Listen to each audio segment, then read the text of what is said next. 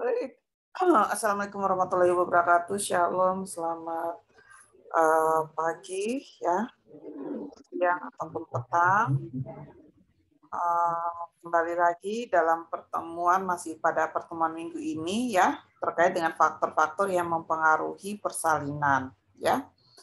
Nah, kemarin kita sudah membahas banyak, ya, terkait faktor yang mempengaruhi persalinan, terkait yaitu passenger, ya, untuk janin, plasenta ketuban, kemudian power dan psikis. Jadi Ibu harap kalian sudah benar-benar memahami dengan baik. Jikalau ada yang belum dipahami, nanti bisa kita diskusikan sebentar, ya. Nah, untuk saat ini Ibu akan menjelaskan terkait dengan penolong dan posisi, ya. Penolong ini terkait dengan kompetensi bidan dan posisi adalah posisi ibu pada saat persalinan, ya. Penolong. Jadi kita berbicara penolong persalinan ini adalah bidan. Sebagai seorang bidan, ya, Anda harus mampu untuk menolong persalinan dengan aman, ya, dan baik, ya. Nah, dalam pertolongan persalinan ini, bidan harus dapat menerapkan asuhan sayang ibu.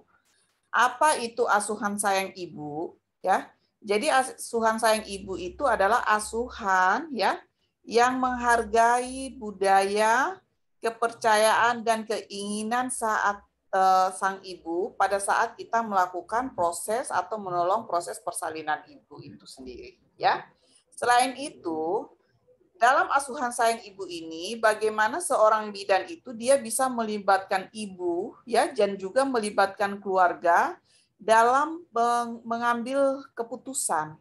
Mengambil keputusan artinya bahwa seorang ibu yang mau bersalin itu dia memiliki hak untuk kepada bidan siapa saya ingin ditolong persalinannya, ya. Kemudian di mana saya mau bersalin, ya. Kemudian keputusan-keputusan lain, ya, yang sesuai dengan keinginan dan kebutuhan ibu, ya.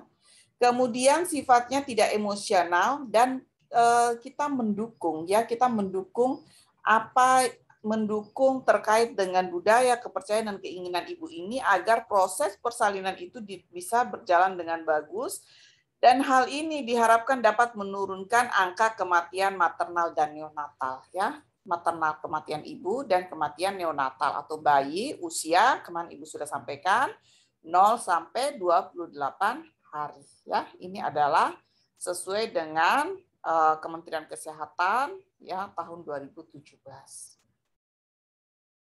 Nah, apa sih tujuan asuhan persalinan, ya? Jadi seorang bidan dalam memberikan asuhan persalinan, ya, asuhan itu kan sudah kita tahu bahwa asuhan itu adalah bimbingan, ya, bimbingan atau sesuatu yang kita lakukan, ya. Jadi asuhan persalinan ini, ya, tujuannya yaitu kita memberikan dukungan. Memberikan dukungan ini baik secara fisik maupun emosional, ya. Terkait dengan psikis. Kemarin kita sudah membahas banyak terkait dengan psikis, ya. Jadi bukan saja kita memberikan asuhan kepada ibu secara fisiknya, tapi juga asuhan terhadap emosionalnya. Artinya ibu itu tidak boleh takut, ibunya tidak boleh cemas, ya. Nah, kemudian kita sebagai bidan bisa melakukan pengkajian. Pengkajian itu adalah suatu tindakan dalam hal kita menggali informasi, ya. Pengkajian itu kita menggali informasi. Informasi yang kita gali ini dari ibu, ya. Informasinya bisa berupa data subjektif dan data objektif, ya. Kalau data subjektif itu data yang hanya ibu yang tahu, artinya dia yang merasakan. Tapi kalau objektif itu kita bisa melihat, ya, kita bisa mendengar, kita bisa melihat, gitu, ya. Nah, misalnya kalau pada ibu bersalin, ibu mengatakan perut saya mulas, ya, mulas mulai dari pinggang sampai ke perut. Itu adalah data subjektif bahwa kita tidak bisa merasakan seberapa kuat mules itu, ya. Tapi kalau secara objektifnya, ya, kita bisa melihat, oh iya, ternyata benar ini ada mules pada perut ibu. Kenapa? Ya, uterusnya mengeras, ya, adanya kontraksi. Itu kita bisa melihat, ya. Nah, kemudian dari hasil pengkajian ini kita bisa membuat diagnosis, ya. Diagnosis. Jadi bidan, ya, itu juga bisa menegakkan diagnosis, namanya diagnosis kebidanan, ya. Sesuai dengan hasil yang kita kaji, itu data subjektif objektifnya. Nah, berdasarkan diagnosis ini, ya, bagaimana seorang bidan itu bisa mencegah komplikasi. Misalnya hasil pengkajian tadi kita dapatkan ternyata tekanan darah ibunya 180/100, ya. Nah, ini diagnosisnya apa? Berarti ibu dengan GPA berapa, ya? Infartu kala berapa, ya, dengan hipertensi misalnya, ya. Nah, apa yang harus kita lakukan, ya, yaitu mencegah terjadinya komplikasi. Kita tahu bahwa ibu yang bersalin, ya, jikalau memiliki tekanan darah yang tinggi, ya, dia akan potensial terjadi perdarahan pada saat persalinan, ya. Nah, ini kita harus bisa mengantisipasi, mencegah jangan sampai hal ini terjadi, ya. Nah, kemudian jikalau komplikasi yang kita rencanakan bahwa jangan sampai terjadi komplikasi ini, jangan sampai mencegah terjadinya komplikasi ini, ternyata tetap saja terjadi komplikasi. Artinya tadi kita tidak berhasil untuk menurunkan tekanan darahnya, ya, atau yang lain sebagainya, sehingga kita harus bisa menangani komplikasi. Penanganan komplikasi kegawat daruratan ini nanti Anda pelajari secara detail pada mata kuliah Gadar, ya. Nah, kemudian bagaimana seorang bidan itu melakukan rujukan, ya. Kemarin sudah dijelaskan juga terkait dengan bagaimana kita melakukan rujukan. Ya, rujukan itu paling tidak dia harus memiliki bakso kudapan, ya. Ada bidannya, ada alatnya, ada kendaraannya dan sebagainya, ya. Artinya kalau kita bekerja di Polindes, ya, ataupun di Pustu yang tidak memiliki sarana prasarana yang baik, ya, yang tidak lengkap dan sumber dayanya juga terbatas, maka silakan Anda melakukan rujukan, ya, pada kasus-kasus yang kita anggap bahwa kita tidak mampu untuk menolong sendiri, ya. Nah, selain itu, tujuan asuhan persalinan ini untuk memberikan asuhan yang adekuat kepada ibu dengan intervensi minimal. Artinya bahwa bidan itu jangan memberikan intervensi, ya, intervensi itu semacam tindakan, ya, tindakan-tindakan yang ibu itu tidak perlukan, ya. Jadi saat ini kita memberikan asuhan sesuai dengan kebutuhan ibu, ya. Ibunya misalnya membutuhkan rasa nyaman, berikan pemenuhi kebutuhan rasa nyamannya, ya. Ibunya cemas, penuhi kebutuhan untuk supaya ibunya tidak cemas. Ibunya pada kala satu misalnya ada his dan sebagainya dan ibunya ingin mobilisasi, penuhi itu, ya. Jangan memberikan intervensi yang ibunya tidak perlukan, ya. Kemudian memperkecil resiko infeksi, ya. Artinya bahwa jangan sering-sering kita melakukan pemeriksaan dalam, ya. Pemeriksaan dalam atau VT itu dilakukan, ya, dilakukan atas indikasi dan paling tidak 4 jam sekali, ya. Jangan sedikit-sedikit VT, ya. Ini juga akan menyebabkan terjadinya mudah ibunya terinfeksi di situ. Kemudian selain itu juga bidan harus menyiapkan alat, ya, dan tempat yang bersih serta steril, ya. Kemudian memberikan asuhan yang tepat untuk bayi segera setelah lahir, ya. Jadi memberikan asuhan yang tepat untuk bayi segera setelah lahir dan membantu ibu dalam pemberian ASI dini. ASI dini atau IMD, inisiasi menyusu dini, bukan menyusui, ya, tapi inisiasi menyusu dini, ya. Nah, inisiasi menyusu dini ini kan baik sekali atau banyak sekali manfaatnya, ya. Manfaatnya itu bisa untuk merangsang kontraksi rahim, ya, mencegah terjadinya perdarahan, ya, suksesnya IMD, suksesnya ASI eksklusif pada bayi 0 sampai 6 bulan ini, ya, ini juga dilihat dari IMD-nya. Ya, kalau IMD-nya berhasil, kemungkinan besar, ya, potensial bahwa nanti pada saat ASI eksklusifnya juga akan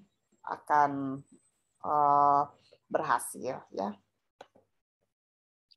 Nah, prinsip dasar asuhan sayang ibu, ya. Jadi prinsip dasar kita melakukan asuhan sayang ibu yaitu pertama, mengikut sertakan suami dan keluarga selama proses persalinan dan kelahiran bayi, ya.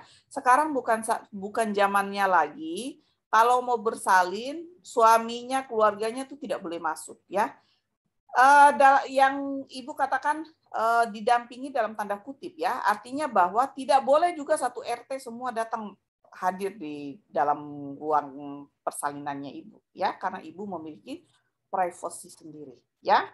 Nah, ini adalah pendamping persalinan, namanya pendamping persalinan.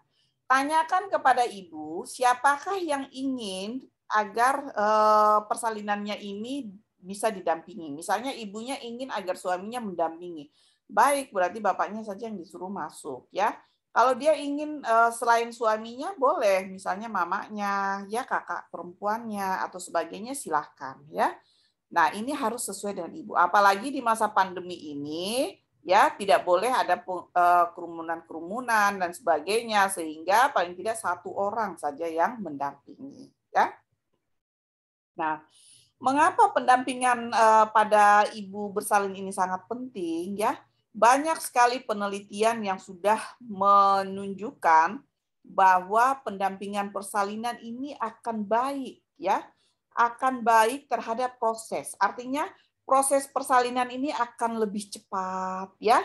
Akan lebih cepat prosesnya, ya. Kemudian Ibu akan merasa bahwa dia ini diperhatikan, ya, diperhatikan, dia ada dukungan, ya, sehingga dia merasa aman, ya, merasa aman. Rasa amannya ini, ya, rasa amannya ini akhirnya hasilnya akan bagus, ya.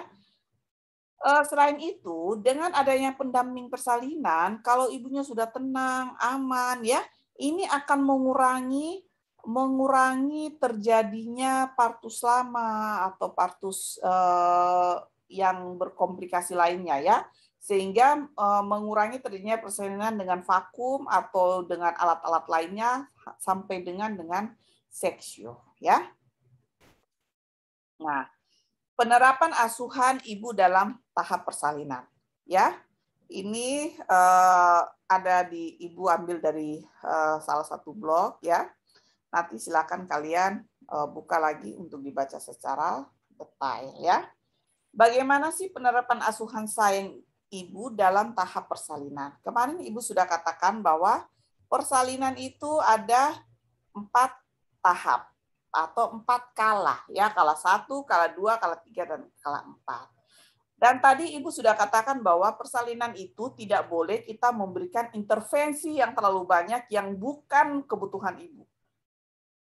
Jadi kurang lebih pada kala 1, di mana ini adalah kala pembukaan, ya, mulai dari mulainya timbul his, adanya pembukaan awal sampai dengan pembukaan 10 cm, ya, atau pembukaan lengkap. Di sini nih kita bisa memberikan dukungan emosional, ya. Dukungan emosional ini boleh diberikan oleh bidan ataupun tadi pendampingnya, ya. Pendampingnya itu suruh memberikan dukungan. Ayo, kamu pasti bisa, ya. Harus semangat, ya. Persalinan itu adalah sesuatu hal yang menyenangkan, ya. Dengan terus bertambahnya sakit atau mules, adanya his, itu menunjukkan bahwa sudah mau dekat ini dede bayinya lahir, ya. Dukungan-dukungan seperti itu, ya.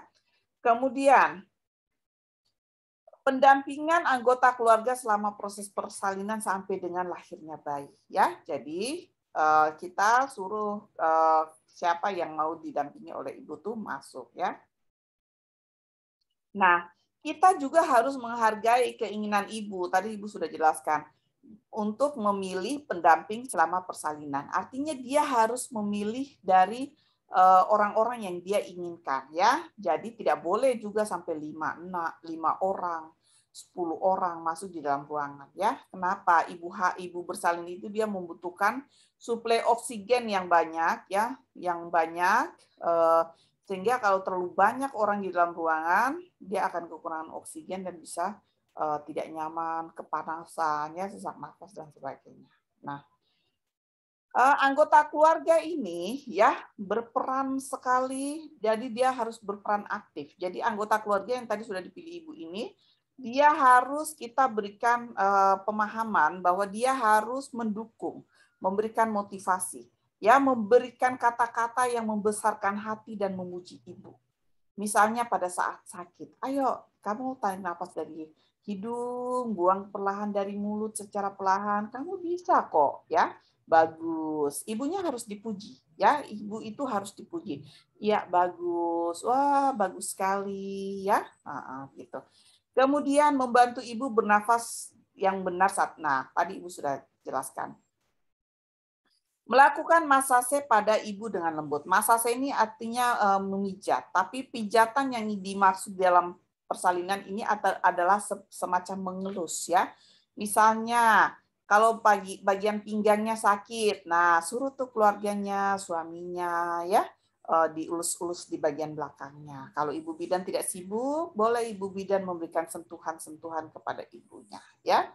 Kemudian jikalau ibunya keringat, ya, dia boleh mengambil tisu, ya, mengelap keringatnya ibu, menciptakan suasana kekeluargaan dan rasa yang aman. Artinya ibu ini harus benar-benar diberikan suasana yang baik, ya, suasana yang baik, kata-kata yang positif, ya, yang menguatkan ibu sehingga ibunya ini merasa bahwa dia mampu, ya. Mengatur posisi ibu sehingga terasa nyaman, ya. Kalau pada pembukaan yang masih pembukaan serviksnya masih kecil, ya, pembukaan 4, ya, 5 itu ibunya silakan untuk dilakukan mobilisasi, ya. Mobilisasi itu artinya ibunya boleh jalan, ya, boleh ini. Tapi kalau ibunya capek boleh tidur, ya, ataupun mengatur posisi ini misalnya ada balon bola persalinan itu boleh ibunya duduk, ya, kemudian menggerak-gerakkan pinggulnya, ya. Atau ibunya ingin tidur di semacam tengkurap di atas balon, ya, atur posisi yang mana ibu merasa nyaman, silahkan, ya. Kemudian pada kala satu ini juga berikan asupan nutrisi, ya, nutrisi cairan dan nutrisi. Artinya tidak boleh ibunya disuruh puasa, ya. Jangan sampai ibunya mau makan tidak boleh, jangan makan. Nanti kalau makan nanti sebentar bayi lahir nanti berak lagi, ya, tainya keluar. Tidak boleh seperti itu, ya. Tapi justru ibunya harus diberikan makan dan minum, ya, di sela-sela kontraksi, ya. Jikalau misalnya ada his, ya, tidak ada his, ibunya silakan dikasih minum, dikasih makan, ya. Berikan makanan yang tinggi kalorinya untuk kekuatan ibu, ya, untuk kekuatan ibu. Berikan teh yang manis, ya. Boleh kalau ibunya tidak mual pada saat itu boleh berikan susu. Cuma terkadang ada beberapa ibu yang pada saat mau proses persalinan itu dia muntah-muntah, ya. Kalau dia muntah-muntah jangan berikan susu, ya, nanti akan merangsang dia muntah, akhirnya kalau keseringan muntah ibunya akan lemas, ya. Jangankan pada ibu yang mau bersalin yang membutuhkan tenaga banyak, kita saja kalau 2 kali 3 kali muntah kita juga akan lemas, ya. Kemudian kurangnya dehidrasi, kurangnya cairan dalam tubuh ini juga ini bisa menyebabkan kontraksi rahim itu akan lemah, ya, atau tidak kuat. Nah, jikalau ibunya ingin kencing, ya, atau mungkin ibunya kepanasan, gerah, suster saya ingin mandi, silakan, ya. Yang penting kita sudah pastikan bahwa ini belum pembukaannya mendekati, gitu ya. Jangan sampai sudah pembukaan lengkap, ibunya ingin mandi, kamu suruh mandi, akhirnya melahirkan di dalam kamar mandi, ya. Tapi kalau pembukaan 4, 5, 6, ibunya gerah ingin mandi misalnya, silakan. Jadi kapanpun ibunya ingin kencing, anjurkan untuk ibu selalu buang air kecil atau mixi ya kencing. Anjurkan ibu untuk sering mixi ya, supaya apa? Supaya kandung kemih ini kosong dan tidak menghambat turunnya kepala bayi ke dalam ruang panggul. Ya. Nah, kemudian pencegahan infeksi. Tujuan dari pencegahan infeksi adalah untuk mewujudkan persalinan yang bersih dan aman ya. Tadi asuhan sayang ibu itu juga salah satunya yaitu persalinan yang bersih dan aman ya. Karena kalau kita alatnya tidak steril, tempatnya tidak bersih ya, ditakutkan akan menjadi sumber terjadinya infeksi pada ibu ataupun bayi ya. Nah, pada kala dua atau kala pengeluaran ya, di mana mulai dari pembukaan lengkap sampai dengan lahirnya bayi ya. Di sini ibu itu harus terus didampingi oleh suami ataupun anggota keluarga lainnya ya sampai dengan bayinya lahir. Keterlibatan anggota keluarga ini ya, jadi orang yang mendampingi ibunya bersalin ini, dia membantu ibu untuk berganti posisi. Artinya kalau ibunya tadi tidurnya bantalnya kurang tinggi, nah suaminya bantu untuk bantalnya mungkin ditinggikan sedikit biar ibunya enak, atau ibunya ingin posisi yang nyaman, ibunya ingin miring, boleh silakan ya, miringkan dia, atau mungkin ibunya ingin jongkok ya. Nah, itu keluarga bisa membantu di situ. Kemudian memberikan makan dan minum. Jadi di mana ibu ini ingin makan atau minum boleh dibantu oleh keluarganya ya. Jadi tidak ada pembatasan asupan cairan dan nutrisi ya, tidak boleh, tidak ada pembatasan. Kalau pada saat bayi lahir ya, kemudian menunggu plasenta lahir, kalau ibunya ingin minum, minumkan saja ya, tidak apa-apa, tidak boleh sampai kita membatasi bahwa tidak boleh ya. Nah, kemudian keluarga ini juga harus bisa memberikan dukungan ya, memberikan dukungan, semangat, ayo tarik nafas lagi, ayo kamu harus bisa ngedan apa gitu ya, dia harus memberikan support yang bagus ya. Nah, kemudian penolong persalinan ya, ini artinya kita bisa menjelaskan kepada keluarga apa yang harus dia lakukan ya. Terkadang ada keluarga yang dia bingung mau apa di situ. Nah, pendamping ini juga ingat, pendamping ini juga dia harus benar-benar siap mental ya. Jangan sampai ada yang misalnya suami istrinya ingin didampingi suami, tapi suaminya ini kalau lihat darah tuh pusing ya. Nah, ini juga harus menjadi pertimbangan kita ya. Jangan sampai suaminya dampingi, suaminya tidak bisa lihat darah, begitu bayi lahir, suaminya lihat darah, suaminya pingsan. Siapa yang mau angkat suaminya ya? Nah, ini harus makanya pada saat ibu memilih siapa yang mendampingi dia, kita juga harus menjelaskan seperti itu ya, bahwa proses persalinan nanti akan seperti ini ya. Kalau dia bilang saya tidak kuat untuk melihat darah atau lain sebagainya ya, kita kembalikan kepada ibu lagi ya supaya dia mau milih yang lain ya. Nah, jadi ibu pada saat kala dua ini dia tetap harus tenang ya, harus merasa nyaman, tidak boleh cemas dan tidak boleh takut ya. Jikalau pembukaan sudah lengkap, kepala sudah nampak di vulva 5 sampai 6 cm ya, maka kita sudah boleh sebagai bidan untuk meminta ibu untuk meneran ya, meneran yang baik ya, ibunya meneran yang baik. Jadi saat ini sudah tidak bisa kita mengajarkan ibu cara meneran yang baik. Kita sudah mengajarkan cara meneran yang baik itu di kala 1 ya. Tadi di kala 1 itu seperti apa nanti kalau sudah saya suruh ibu meneran nanti harus seperti ini ya. Jadi pada kala 2 itu dia tinggal mengimplementasikannya ya. Nah, kenapa? Karena kalau pada kala 2 itu pembukaan 10 itu akan hisnya akan sering, durasinya panjang, kekuatannya semakin kuat ya. Jadi apapun yang kita bicarakan pada ibu itu kadang dia tidak bisa menangkap lagi dengan bagus, yang menangkap dengan baik ya. Nah, jikalau tidak ada his ya, berikan kesempatan untuk ibu istirahat ya. Jangan suruh ngedan padahal tidak ada his. Tidak ada gunanya ya. Bayi tidak akan bisa lahir ya. Jadi mengedan itu disuruh atau kita suruh ibu mengedan itu kalau ada his ya. Kan kita sudah tahu bahwa dengan adanya his itu berikutan dengan pembukaan serviks ya. Ya, kemudian memberikan rasa nyaman sudah mencegah infeksi pada kala 2 ya dengan cara membersihkan vulva dan perineum ibu serta mengosongkan kandung kemih ya. Nah, untuk kala 3 begitu bayi lahir sampai dengan plasenta lahir yang tidak boleh lebih daripada 30 menit ya. Kita bisa memberikan kesempatan kepada ibu untuk memeluk bayinya ya dan menyusui segera ya. Jadi tadi begitu bayi lahir ya, kita langsung taruh di perut ibu ya supaya bayinya bisa IMD ya. Kemudian kita memberitahukan setiap tindakan yang akan kita lakukan. Ibu, bayinya sudah lahir. Ibu sekarang biarkan bayinya menyusui ya. Ibu sekarang saya akan melahirkan plasenta ya. Pada saat mau melahirkan plasenta ini sebenarnya ibu tidak perlu untuk mengedan ya.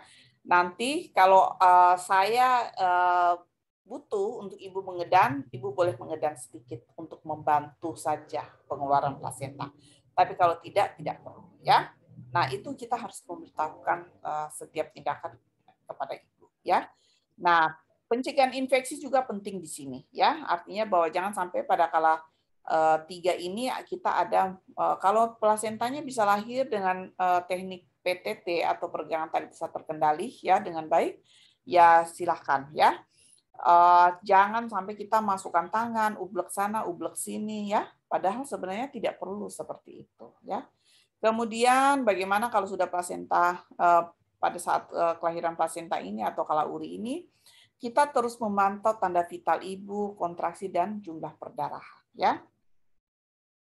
Oh ya, satu tambahan ya supaya nanti pada saat kalian di materi lain kalian sudah bisa paham bahwa tanda pelepasan plasenta itu ada 3 ya. Pertama yaitu adanya semburan darah yang banyak ya. Adanya semburan darah yang banyak, kemudian uterus globuler ya. Uterus globuler itu artinya uterus ini membulat ya. Uterusnya bulat dan yang ketiga adalah tali pusatnya memanjang. Kalau kita pegang tali pusatnya akan semakin memanjang ya. Nah, kemudian melakukan kolaborasi rujukan bila ada gawat daruratan. Misalnya tadi bayinya mungkin lahir kemudian asfiksia, silakan kalian melakukan rujukan mungkin kolaborasi terkait bayinya. Atau mungkin pada saat kala uri ini plasentanya sampai kita tunggu 30 menit sudah kosongkan kandung kemih, tadi sudah kasih oksitosin dan sebagainya, tapi tidak lahir. Nah, ini sudah harus diantisipasi, jangan sampai terjadi retentio plasenta atau plasenta tidak lahir dalam 30 menit. Ya. Kemudian di kala 3 ini ibu tetap pemenuhan nutrisi dan dehidrasi. Jadi kasih ibu makan ya dan minum. Jikalau ibu mau ya, tapi kalau ibunya tidak mau tidak usah dipaksakan ya. Tapi sebaiknya ada yang diminum atau dimakan oleh ibu. Ya, kemudian memberikan motivasi dan pendampingan. Artinya tetap ibunya harus diberikan motivasi. Untuk kala 4 adalah kala pemantauan ya. Di sini kita tugasnya untuk memantau ibu sampai dengan 2 jam postpartum ya. Ingat kemarin ibu sudah katakan bahwa angka kematian tertinggi ibu itu ya untuk persalinan ini ya itu di 2 jam setelah persalinan ini. Hati-hati sekali ya. Jangan karena bayinya lahir bagus, plasentanya lahir bagus, kita lihatnya aman, sudah bidannya atur bantal naik tidur, apalagi persalinannya malam ya, atur bantal naik tidur, tidak melihat lagi ibunya, bangun ibu sudah tidak ada napas ya. Nah, makanya kita harus memastikan tanda vital. Tanda vitalnya, tekanan darah, pernafasan, nadinya, suhunya ya, itu adalah tanda-tanda vital. Kemudian lihat kontraksi uterus. Kontraksinya bagaimana? Kontraksinya bagus atau tidak? Perdarahannya, ya perdarahan ini nanti ada teknik bagaimana kita menilai jumlah perdarahan. Ada beberapa teknik, ada banyak sekali sebenarnya teknik untuk menilai jumlah perdarahan. Ada dengan menimbang daripada menimbang soft tag-nya atau pembalutnya. Ada juga dilihat dari percikan darah yang jatuh di lantai, diukur diameternya. Sebenarnya banyak ya, banyak sekali. Nah, kemudian di kala 4 ini bantu ibu untuk berkemih. Kenapa ibunya harus berkemih atau kencing ya? Secara anatomi kita sudah tahu bahwa kandung kemih itu berada di berdekatan dengan rahim ya. Jadi kalau kandung kemihnya penuh, maka rahim ini tidak akan bisa berkontraksi dengan baik sehingga bisa terjadinya perdarahan. Makanya kandung kemih harus kosong. Suruh ibunya buang air kecil ya. Nah, ajarkan ibu dan keluarga tentang cara menilai kontraksi dan masasi uterus ya. Jadi pendampingnya itu suruh suaminya taruh tangannya di perut. Bapak, kalau yang bulat kayak bola ini ya, ini bagus ya, ini bagus. Ini artinya kontraksinya bagus. Harus seperti ini ya. Kalau tidak bulat begini, kontraksinya tidak bagus, nanti ibunya bisa perdarahan. Kemudian taruh jari. Telapak tangannya ditaruh di perut ibu, kemudian diputar, lingkar secara sirkuler ya, atau memutar. Nah, secara terus-menerus sampai harus ada bulatan begini. Ajarkan tentang teknik masasi uterus. Kemudian menyelesaikan asuhan langkah awal bayi baru lahir ya. Itu nanti ada di BBL-nya ya. Bagaimana bayi baru lahir itu kita melakukan asuhan awal ya. Ya, tadi sudah IMD, kemudian nanti memotong tali pusat dan sebagainya ya.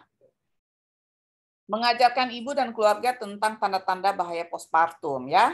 Terkait kalau ada perdarahan, misalnya nanti pulang ibunya ada demam, bau busuk dari vagina, ibunya pusing, lemas dan sebagainya, itu adalah tanda-tanda infeksi.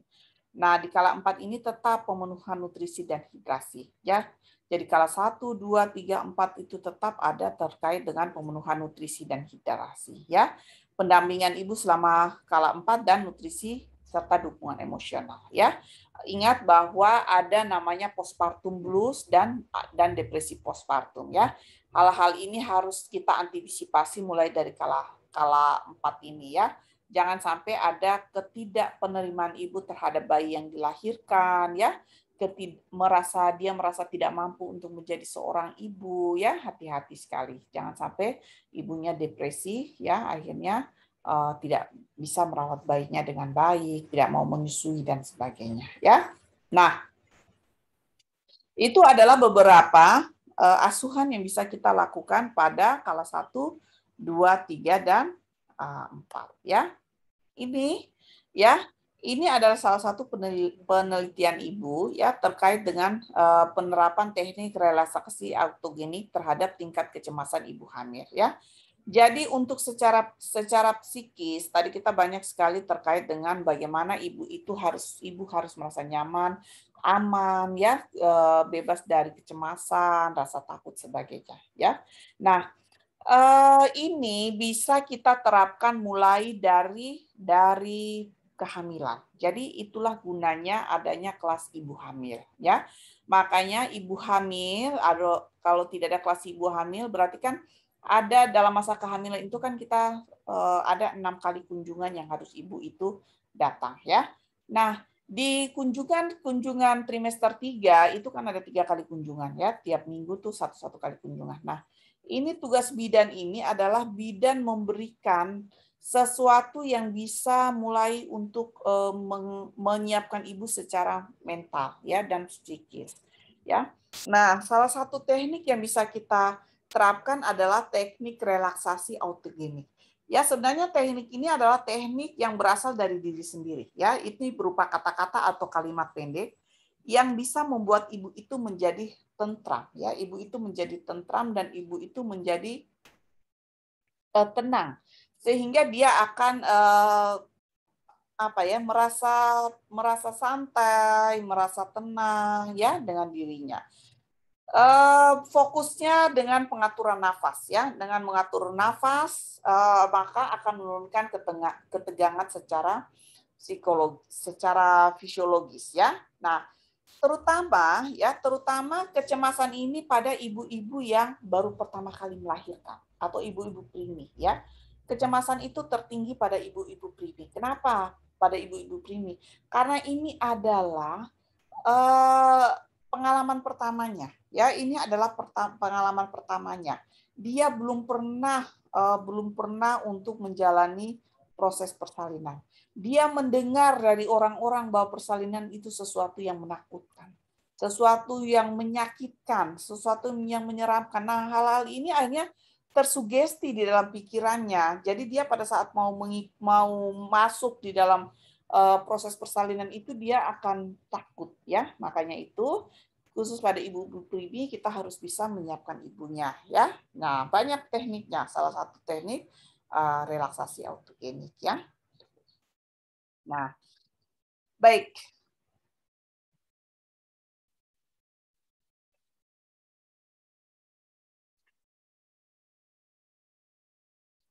Untuk posisi persalinan, jadi posisi persalinan itu sebenarnya banyak ya.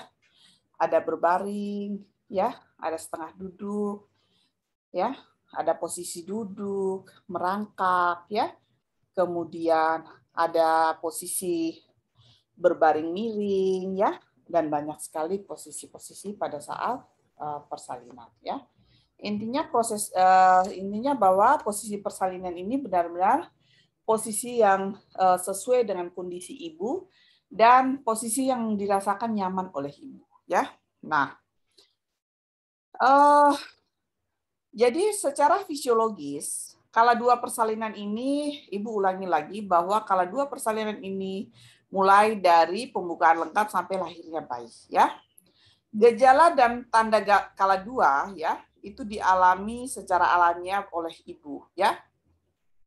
Dan sebagai penolong, kita mempunyai tugas untuk membantu dalam proses pengeluaran bayi, ya.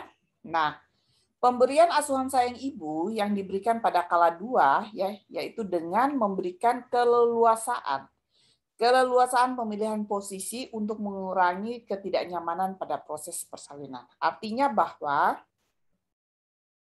kita memberikan ibu mau bersalin dengan posisi seperti apa, ya. Yang penting posisi yang dipilih ibu ini adalah posisi yang sesuai dengan kondisinya, ya. Ibu katakan bahwa sesuai dengan kondisinya ibu. Jangan sampai ibunya dalam misalnya ibunya posisinya lagi lemas, ya, atau kurang ya, misalnya lemas begitu, kemudian ibunya mau bersalin dalam posisi berdiri misalnya ya, itu tidak boleh ya, jelas tidak boleh karena jangan sampai nanti ibunya bisa jatuh pingsan dan sebagainya ya. Tadi ibu sudah tegaskan bahwa walaupun ibu diberikan keleluasaan dalam memilih posisi, artinya ibu nyamannya posisinya bagaimana? Ibu mau setengah duduk atau tidur berbaring atau miring ya, atau jongkok ya, itu silakan ibunya memilih, tapi sesuai dengan kondisi. Siapa yang tahu kondisi ibu? Ya, yang mengetahui kondisi ibu adalah bidan. Ya. Nah, kalau kondisinya ibu ini bisa untuk diterapkan posisi itu, silakan. Namun kalau tidak, bidan memberikan lagi pengertian kepada ibu bahwa posisi ini mungkin tidak tepat untuk ibu. Ya. Nah, proses persalinan, ya, atau kala dua ini dimulai kalau pada preemie, mulai dari pembukaan lengkap, kita sudah pimpin dia mengejan, ya, maaf, kita sudah memimpin ibu untuk mengejan, itu tidak boleh lebih dari 2 jam bayi sudah harus lahir. Ya, kalau pada multi itu 1 jam bayi sudah harus lahir. Ya, kalau mau sudah lebih dari 2 jam atau mendekati 2 jam, silahkan Anda membuat rujukan dan siapkan untuk dirujuk. Ya. Nah, pentingnya posisi persalinan ya. Penelitian menunjukkan bahwa ibu yang mengambil posisi persalinan yang diinginkan ya saat persalinan akan memberi banyak sekali manfaat. Artinya bahwa seorang ibu yang ingin bersalin dan dia sendiri memilih posisi yang dia inginkan ya, itu akan mengurangi rasa sakit dan ketidaknyamanan pada dirinya ya. Artinya ini akan mengurangi rasa sakitnya pada saat persalinan, ya. Kemudian ibunya akan merasa nyaman pada saat persalinan, ya. Nah, dengan kenyamanan ini, ya, ini akan berimbas pada kala dua yang pendek. Tadi kalau ibu primi misalnya harusnya 2 jam kita pimpin, ya, mungkin ini kita hanya 1 kali 2 kali mengedan bayinya sudah bisa lahir, ya. Kemudian memberikan sedikit ruptur pada perineum, ya. Nah, ruptur itu adalah robekan pada perineum, ya. Kalau posisi persalinannya bagus, ya, sesuai dengan kondisi ibu, ya, maka dia punya ini akan sedikit, ya, maka dia punya lama persalinan juga akan sedikit dan rupturnya juga tidak akan banyak terjadi di perineum, ya.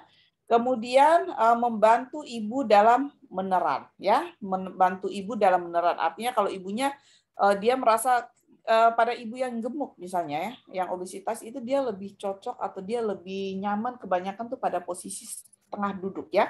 Artinya supaya tidak ada terjadi penekanan juga yang berlebihan di diafragmanya dan dia bisa meneran dengan baik, ya. Dengan meneran yang baik, kemudian kala dua yang pendek, ya, bayi akan mudah lahir, maka nilai Apgarnya akan lebih bagus, ya. Nah, kita lihat posisi litotomi. Ini adalah posisi yang paling banyak, ya, paling banyak Anda lihat baik di video-video terkait persalinan, atau mungkin Anda lihat di sinetron-sinetron yang menampilkan orang melahirkan, ya, adalah posisi seperti ini, posisi tidur, kemudian kedua kaki dibuka, ya. Ini adalah posisi namanya litotomi. Ini adalah posisi yang paling umum digunakan, ya. Nah, sebenarnya pada posisi ini, ya, pada posisi ini keuntungannya secara dilihat dari secara medis dia tidak memberikan banyak keuntungan, ya, tidak ada keuntungannya. Namun untuk pemasangan kateter, pemasangan infus, ya, atau pemasangan alat untuk memantau janin, ya, di perut ibu ini akan lebih bagus. Artinya lebih mudah untuk dilihat, ya. Pemasangan kateter pada ibu juga gampang, ya. Kemudian kalau kita mau pasang infus tinggal tangannya lurus, dipasang infusnya juga gampang. Tetapi untuk keuntungan secara janinnya sebenarnya tidak ada, ya. Nah, kekurangannya posisi ini lebih menyakitkan dari posisi lain, ya. Artinya bahwa kalau posisi seperti ini ibunya akan merasa nyeri yang berlebihan, ya, daripada posisi lain. Selain itu kalau pada posisi ini, ya, posisi seperti ini kalau ibu dengan agak gemuk, ya, dia akan agak susah untuk bernafas, ya. Kemudian akses mudah ke perineum, ya. Pembukaan panggul tidak maksimal karena artinya ini kan dia tidak sesuai dengan gravitasi bumi. Kalau gravitasi bumi itu dia lurus begini, ya, lurus begini. Kalau ini kan dia tidur begini. Jadi kalau pembukaan bayinya dia akan turun ke bawah begini, bukan turunnya ke sini. Kalau dia turun secara vertikal, ya, secara vertikal begini itu akan lebih mudah, ada lebih masuk, ya. Ibu mengejan dengan melawan gravitasi. Tadi Ibu sudah katakan bahwa kalau gravitasi dari atas ke bawah, tapi kalau seperti ini ibunya akan mengejan melawan gaya gravitasi. Jadi dia harus memerlukan tenaga yang ekstra, ya, tenaga yang ekstra untuk mengeluarkan bayinya, ya. Nah, kemudian meningkatkan tekanan pada perineum yang dapat meningkatkan robekan dan derajat episiotomi, ya. Kalau pada posisi ini, ya, ini kemungkinan besar akan terjadi robekan pada episiotomi karena ibunya harus menggedam secara kuat, ya. Kemudian ibunya akan dibatasi sehingga meningkatkan lamanya persalinan. Kalau tidur begini kan susah untuk gerak ke kiri, gerak ke kanan itu agak susah, ya, sehingga otomatis persalinan juga akan lebih lama.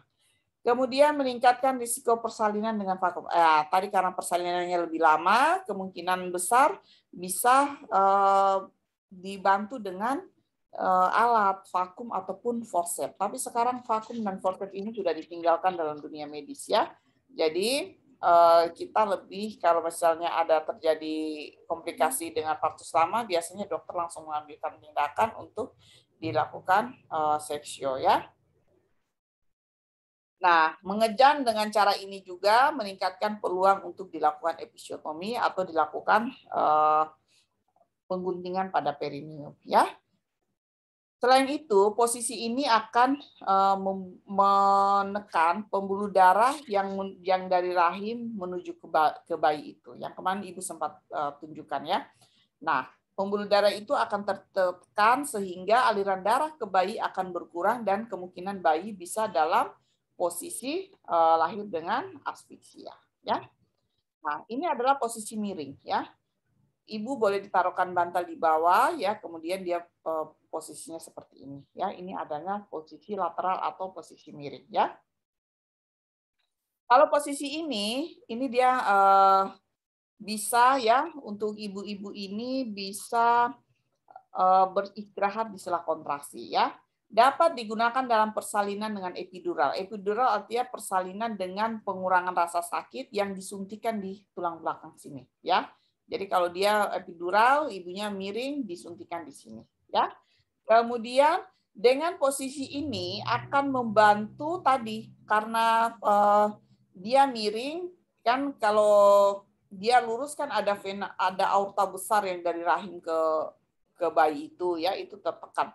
Kalau posisinya seperti ini ya, ini otomatis aliran darah pembuluh darah besar yang dari ibu ke bayi ya melalui plasenta itu dia tidak akan terhambat sehingga suplai oksigen ke bayi ini akan bagus ya, dan jantung bayi juga bagus sehingga kondisi bayinya dalam keadaan sehat ya. Kemudian menghemat energi si ibu, artinya ibunya boleh beristirahat di sela-sela his ya. Untuk ibu yang memiliki darah rendah ya, nanti kalau ibu yang memiliki darah rendah, posisi ini ternyata lebih bagus ya diterapkan untuk ibu-ibu itu. Nah,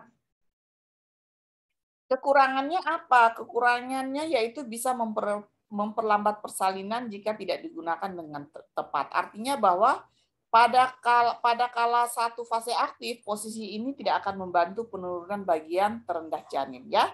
Jadi ibu ini ya karena tidak sesuai dengan gravitasi tadi, secara vertikal tadi. Kalau di ibunya kepalanya di atas, kakinya di bawah, itu dia secara vertikal. Jadi dia lebih cepat begitu ya. Tapi kalau posisi seperti yang tadi ya tidur litotomi dan miring ini dia melawan gravitasi ya, sehingga proses ini akan tidak banyak membantu penurunan bagian terendah daripada janin untuk fase aktif ya, untuk fase aktif. Jadi nanti boleh menggunakan posisi ini tapi misalnya di sela-sela his ya dan sebagainya. Nah, ini adalah posisi jongkok ya. Dengan jongkok ya, dengan jongkok ini dia akan membantu pembukaan daripada panggul. Ruang panggul ibu ini akan semakin melebar sampai dengan 30% dibandingkan dengan posisi yang berbaring tadi. Dua posisi yang berbaring tadi. Posisi ini panggul ibu akan semakin melebar sehingga janin ya untuk masuk ke panggul itu dia akan lebih luas ya. Kemudian ada beberapa penelitian yang menunjukkan bahwa ternyata dengan posisi jongkok ini dia akan rasanya akan mengurangi ya, ibunya tidak akan merasa sakit melebihi dari proses yang tadi yang tidur tadi ya. Tapi kalau dengan begini sakitnya akan sedikit lebih ringan ya. Nah, kalau begini juga, ini artinya dia memanfaatkan gravitasi. Artinya ibunya duduk secara vertikal, sehingga bayi ya, kalau secara vertikal kan sesuatu yang berat dia akan turun ke bawah. Begitu juga dengan janin ya.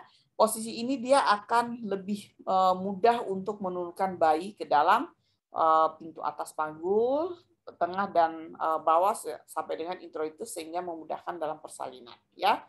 Kemudian ini dengan posisi ini ibu tidak terlalu banyak untuk mengejan karena sudah dibantu dengan gravitasi bumi tadi ya.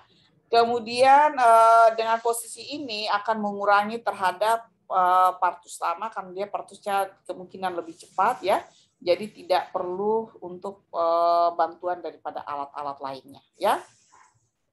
Nah, tapi ada beberapa studi yang menyebutkan bahwa jongkok yang mencegah robekan ya, begini. Bahwa untuk duduk yang jongkok ini harus jongkoknya secara baik, ya. Secara baik dan benar. Kalau jongkoknya juga salah, ya, ini bisa menyebabkan adanya robekan rahim. Robekan perineum, ya. Nah, jadi jongkoknya ini harus baik. Jongkok yang salah tadi dikatakan teh karena kurangnya dugaan. Teknik berjongkok yang salah ini, ya, ini dia bisa lebih banyak menyebabkan robekan perineum, ya. Tapi kalau jongkok yang benar, justru dia akan mengurangi tingkat robekan perineum. Ya, kekurangannya jelas ibu akan capek, ya. Kalau seperti ini, ibu akan capek. Jadi sebaiknya kalau bayinya sudah tinggal keluar, tinggal lahir, baru ibunya disuruh jongkok begini. Tapi kalau bayinya belum siap untuk lahir, ibunya disuruh tidur miring ke kiri, ya, tidur miring ataupun tidur secara lurus, ya.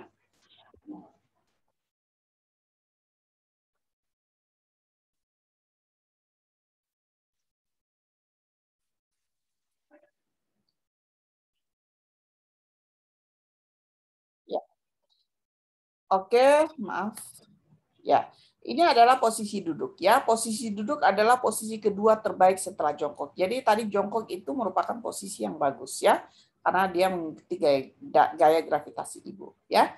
Nah, kalau jongkok itu suaminya bisa disuruh duduk, kemudian posisi duduk suaminya disuruh duduk di kursi, kemudian ibunya duduk. Jadi berbeda, ya. Kalau jongkok tadi posisinya beda, ya. Kalau duduk itu lebih ke sini, ya. Nah, lihat modelnya berbeda, ya. Nah, ini akan mengurangi namanya persalinan. Artinya persalinan akan lebih mudah, ibu akan merasa nyaman, ya. Dia juga membantu untuk membuka panggul, ya. Dan meringankan nyeri punggung. Jadi punggungnya tidak terlalu sakit untuk ibu, ya. Kemudian dengan posisi duduk ini akan mempercepat proses persalinan karena dia sesuai dengan gaya gravitasi, ya. Ini adalah proses berlutut, ya. Ada juga ibu-ibu yang mungkin ingin melahirkan seperti ini. Makanya kalau melahirkan seperti ini, bidan harus tahu mana punggung depan, mana punggung belakang. Nanti kalau saya lahirkan punggung depannya, saya harus tariknya kemana? Kalau lahirkan punggung belakang, saya harus ininya kemana, ya, harus tahu posisinya, jangan sampai salah. Dengan posisi bersandar, misalnya bersandar membantu meringankan ibu dari rasa sakit, ya, kemudian dapat mengurangi tekanan pada perineum di sini, ya, perineum akan mengurangi tekanan sehingga robekan perineum akan sedikit, ya. Kemudian ini adalah posisi berdiri, ya. Ada juga yang posisi begini. Beberapa ibu dulu saya pernah menolong dengan posisi berdiri begini, ya. Nah, posisinya mudah bergerak, artinya ibunya bisa bergerak, bisa menjaga nafas saat mengejan, membuat orang lain mudah untuk mengelus-ngelus gitu, ya. Kontraksi lebih efektif, mempercepat tahap persalinan karena posisinya dia dalam posisi gravitasi bumi, ya. Ini sama tadi, ya, terkait dengan posisi tengah duduk. Ini adalah posisi merangkak, ya. Nah, sebenarnya kita melihat lagi dari posisi-posisi yang tadi, ya, karena kita visi misinya adalah terkait dengan budaya. Untuk itu kita akan membahas sedikit terkait budaya, ya. Ada beberapa budaya yang ada di kita di Papua, ya, terkait dengan persalinan, ya. Nah, pada persalinan, ya, ataupun mulai dari kehamilan sampai persalinan itu banyak sekali masih terdapat pantangan makan, ya. Pantangan makan yang mengandung protein tinggi. Misalnya udang, ibu tidak boleh makan udang, tidak boleh makan ikan, tidak boleh makan daging, ya. Nah, ini kan padahal protein itu sangat bagus untuk untuk pertumbuhan dan perkembangan janin di dalam kandungan. Selain itu juga pada masa setelah persalinan, justru protein ini ya, ini yang bisa membantu untuk menyembuhkan atau masa pemulihan. Misalnya ada ruptur ya, kemudian ada penjahitan di situ. Protein ini justru akan membantu untuk supaya terjadi cepat ininya ya, proses penyembuhan luka. Namun banyak sekali mitos yang masih berkembang di masyarakat bahwa kalau kita makan banyak protein itu akan menyebabkan luka itu semakin lama untuk sembuh ya. Nah, pada persalinan ya, persalinan untuk kita ya, masyarakat ini Ibu ambil dari sebuah jurnal ya yang dilakukan penelitian terkait ibu-ibu dengan kehamilan dan persalinan di Kabupaten Mimika ya, di mana mereka mengatakan bahwa darah kotor pada saat bersalin itu darahnya itu dianggap kotor ya, sehingga laki-laki ini tidak boleh dekat ya, laki-laki tidak boleh dekat. Padahal sebenarnya kalau kita melihat tadi yang sudah Ibu jelaskan bahwa dukungan persalinan itu sangat penting ya. Tapi adat yang ada bahwa laki-laki ini tidak boleh berada di dekat perempuan karena darahnya itu adalah darah kotor dan akan menimbulkan penyakit jikalau darah itu terkena di suaminya ya. Nah, hal ini kan akan mengakibatkan ibu itu dia tidak mendapatkan dukungan ya, dukungan atau pendamping persalinan daripada seorang suami. Padahal kita tahu tadi bahwa pendampingan pada saat persalinan ini adalah hal yang sangat baik ya. Kemudian perempuan tabu membuka paha di depan orang yang belum kenal. Salah satunya mungkin bidan ya. Nah, jangan sampai dia karena faktor adat ini dia malu karena bidan mungkin pada saat persalinan baru dia ketemu bidan itu bisa saja karena mungkin dia tinggalnya jauh dari layanan kesehatan sehingga dia hanya datang pada saat mau bersalin. Jadi dia belum ada ikatan antara dia dengan bidan ya. Akhirnya dia menganggap bidan itu adalah seorang yang baru gitu ya. Sehingga dia malu untuk bersalin di depan bidan, akhirnya mereka mau menggunakan tenaga-tenaga yang bukan yang orang yang sudah dia kenal ya. Orang yang sudah dia kenal, yang ternyata orang itu mungkin tidak kompeten untuk menolong persalinan sehingga bisa menyebabkan terjadinya kematian ya.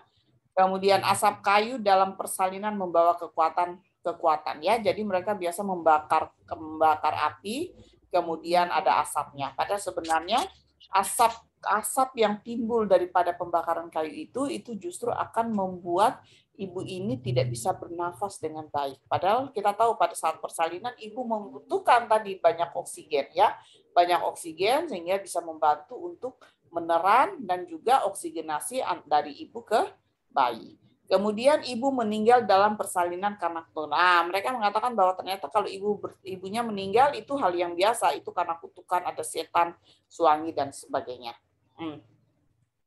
Ibu baru boleh mandi dan boleh berhubungan seks setelah upacara adat 1-2 minggu pasca persalinan. Padahal sebenarnya pasca salin ya atau masa nifas itu sampai dengan 42 hari. Ya, di mana pada masa ini adalah masa pemulihan. Tapi kalau 1-2 minggu ini kan ibu masih pemulihan di situ, ya masih ada keluar darah, ya masih ada belum terjadinya pemulihan secara baik. Ya, kalau sudah ibunya sudah diperbolehkan untuk berhubungan di sini, ditakutkan akan justru menyebabkan infeksi, ya akhirnya ibunya akan terinfeksi, demam, ya dan bisa menyebabkan kematian ya. Nah, itu adalah beberapa yang bisa Ibu jelaskan terkait dengan faktor penolong dan juga faktor posisi ya. Nanti jika ada yang kurang dipahami sebentar kita akan berdiskusi di ruang Zoom. Demikian, wassalamualaikum warahmatullahi wabarakatuh. Salam dan selamat siang untuk semua.